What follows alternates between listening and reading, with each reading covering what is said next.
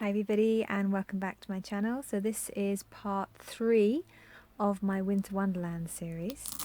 So let's have a little look inside. So as you may remember from part 1 where I made this, and part 2 where I've started to actually fill the journal, I'll put the links in the description in case you missed them.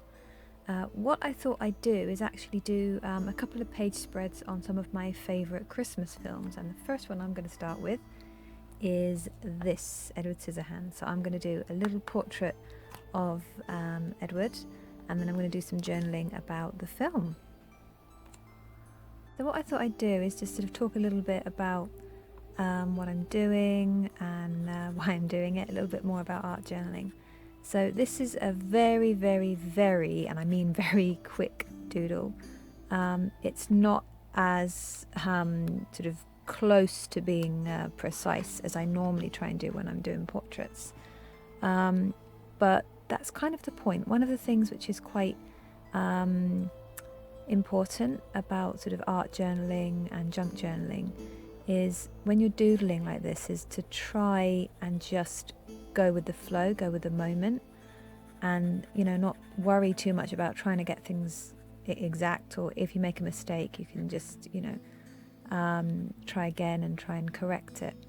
So that's something that's been quite important to me, because usually whenever I'm doing something, particularly a portrait, I get everything exact and pretty much a perfectionist in pretty much everything that I do. And what sort of art journaling and junk journaling has sort of helped me with is to really come away from that and learn that sometimes things that aren't exact and aren't perfect have a beauty to them as well.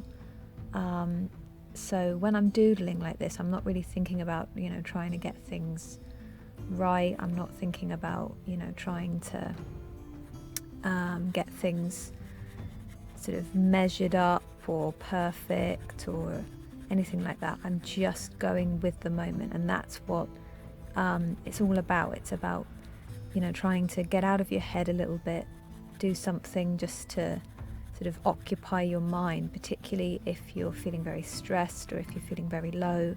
Then that's what sort of art journaling and junk journaling can really help you with, because you're using your hands, you're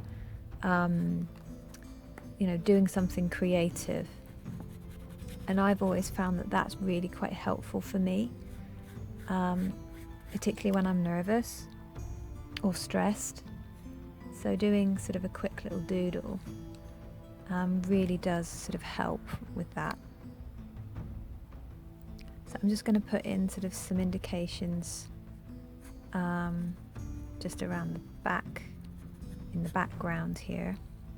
Again, I'm sort of working from the DVD, and I'm going to write Edward Scissorhands here, and I'm going to do a little bit of journaling on what the film means to me, the first time I saw it, some of my earliest memories, and why it means so much to me. And I think doing some page spreads on things that really mean something to you is really important, because if you're having a day where you're struggling, you can look back at those things and look at the things you've created, and that can be a good sort of reminder to take care of yourself a little bit more.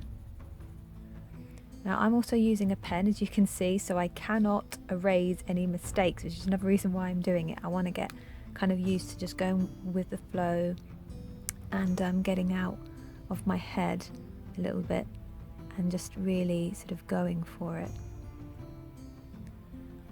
And as I said, that's something which I've found has really helped me and my well-being, my mental health.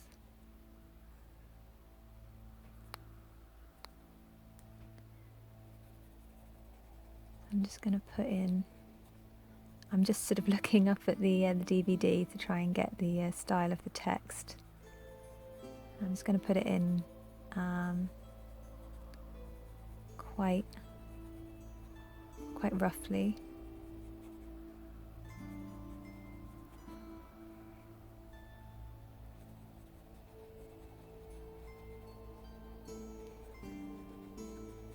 I was probably about 17 when I first saw this film, so quite late on considering it was made in 1990, I think. So what I'm going to do is I might add a little bit of colour to this, some blue, and do a little bit of journaling about this film and what it means to me.